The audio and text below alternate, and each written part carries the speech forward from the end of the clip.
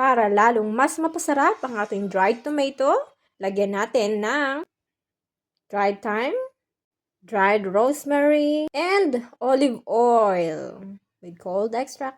Ito nga pala yung ating dried tomatoes. Pwede nyo siya lagyan ng asin bago nyo ibilad sa araw or i-dehydrate nyo through dehydrator. Ngayon, sisimulan natin kung paano mag-process ng ating dried tomato with olive oil and herbs. Huwag sobrang dami.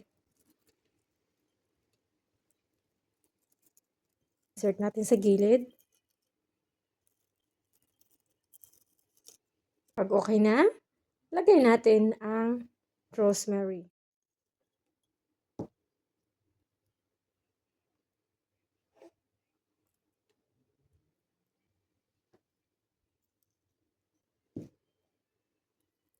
Huwag din sobrang dami. Ma-overpowered ang lasa. Lagyan natin ng olive oil.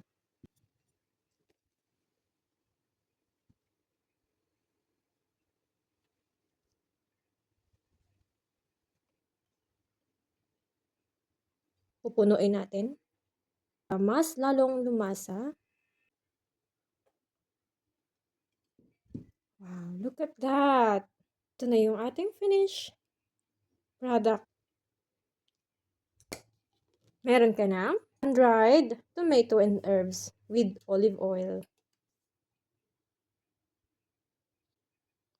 Perfect pang ulam. Perfect for sahog sa pasta. At kahit ano, pwede mong ihalo. Pwede mong ilagay sa kahit anong pagkain. At it lasts long. It will last long. Please like and share. Thank you so much for watching. For more tips, bye-bye.